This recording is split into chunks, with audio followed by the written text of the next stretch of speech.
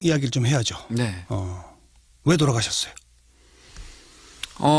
자유한국당에서 처음엔 이제 새누리당이죠. 새누리당에서 탈당할 때 국정농단 세력과는 함께 정치를 또 개혁 보수를 만들기 어렵다 네. 하는 판단으로 나왔고요.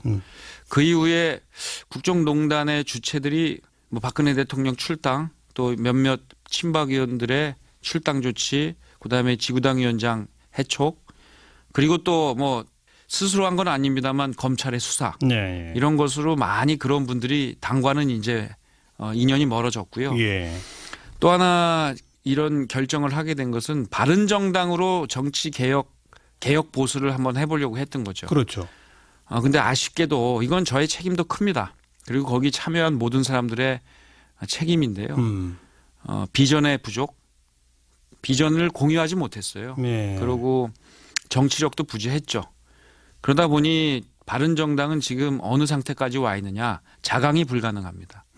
그냥 국민의당과 통합할 거냐 자유한국당과의 통합할 거냐는 논쟁이 있었어요. 네네네. 그래서 다수가 국민의당과 통합하자는 의견이 있어서 그리 가고 있는데요. 그렇죠. 저는 분명히 그 길은 아니다. 순서에 맞지도 않고 일단 보수 통합을 하고 중도로 외연을 넓히자라는 얘기를 꾸준하게 해왔는데 네.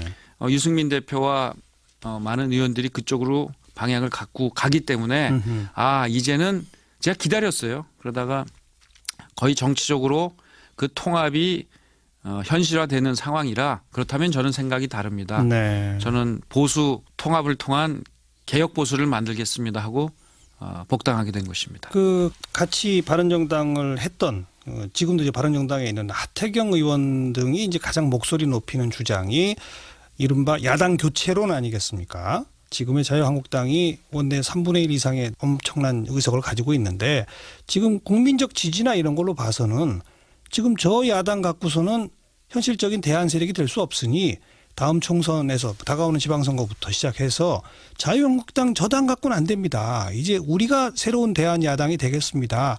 라고 해서 이 당을 비약적으로 키울 수 있다. 그 구상이 안 된다 이겁니까? 뭐 그런 노력을 하시는 거는 좀 좋다고 봐요. 예. 그리고 저는 그 중도의 통합도 의미가 있는 일이라고 봅니다. 그렇지만 지금 이 국면에서 가장 큰 강은 어디서 흐르고 있느냐. 바로 여야의 사이에 있는 강이에요. 문재인 대통령께서 예.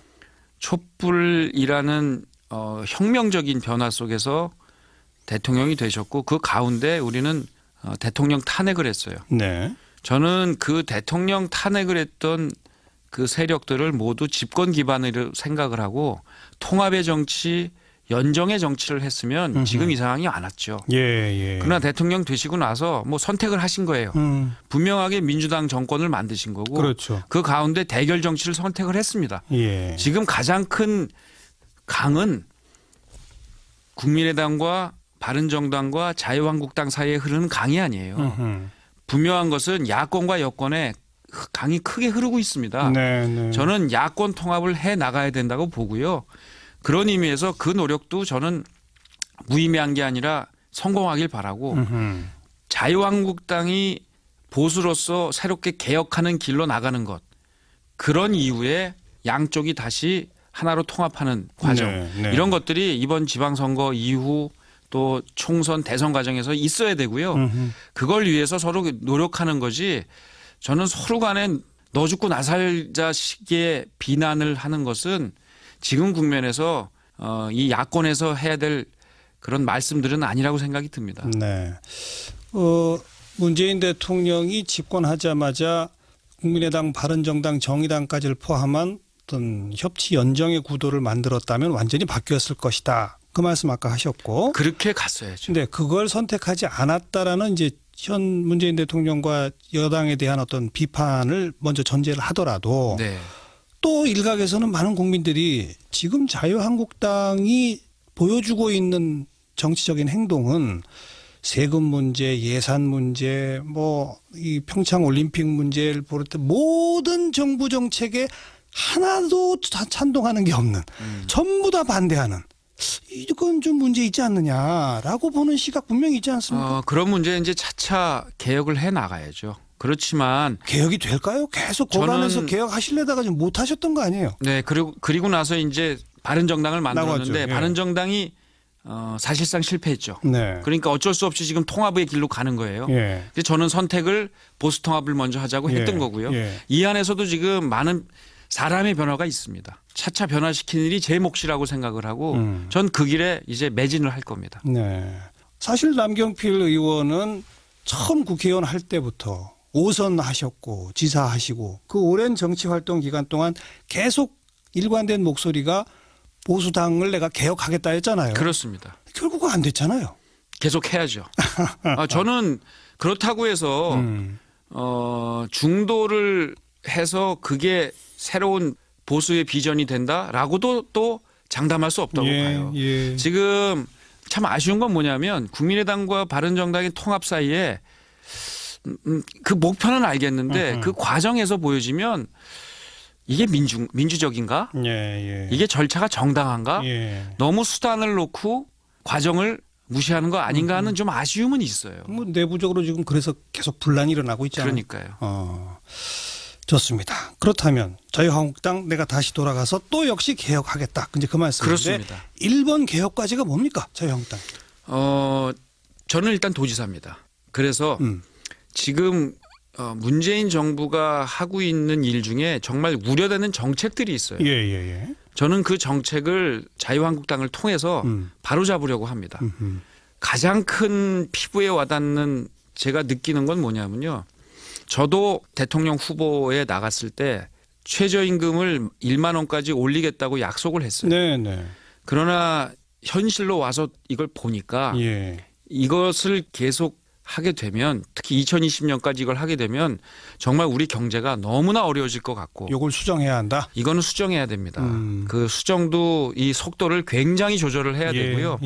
그 전에 임금 체제를 개편을 해놓고 이런 노력들을 하고 해야 되는데 이런 것들에 대해서 대통령의 신년 기자회견 때의 말씀도 그렇고 그럴 생각이 전혀 없어요. 그렇다면 이런 것들을 자유한국당이 해야 될 일은 바로 이런 최저임금의 문제 이런 것들을 바로잡는 데 노력을 해야죠. 수정하고 대안을 내고. 그렇습니다.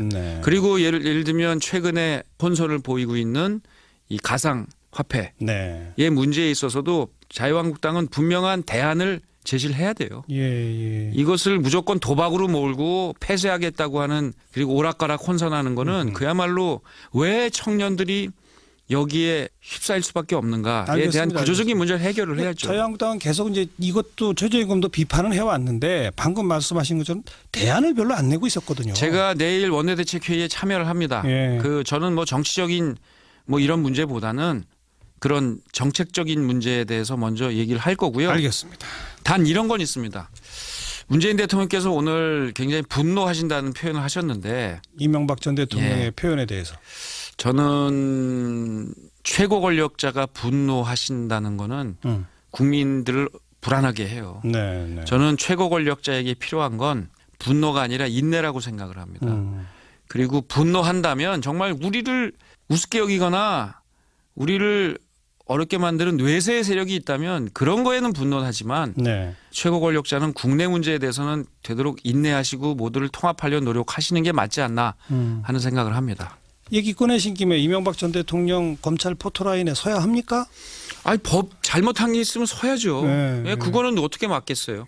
모든 분들이 뭐 지금 대통령 한 분은 감옥에 계시는데 저는 잘못이 있다면 서야죠. 근데 정치 보복이라고 보세요? 좀 보면 그렇지만 이게 이런 겁니다. 잘못이 있으면 세우고 구속될 일이 있으면 해야죠. 그러면 그것은 검찰에 의해서 하는 거예요. 근데 이게 이미 한 몇 달 전부터 집권당의 대표가 포토라인에 세우겠습니다. 집권당의 아주 유력한 의원들이 반드시 서야 됩니다. 그렇게 될 겁니다. 장담합니다. 이런 게 바로 정치보복으로 오인을 받도록 만드는 요인이에요. 알겠습니다.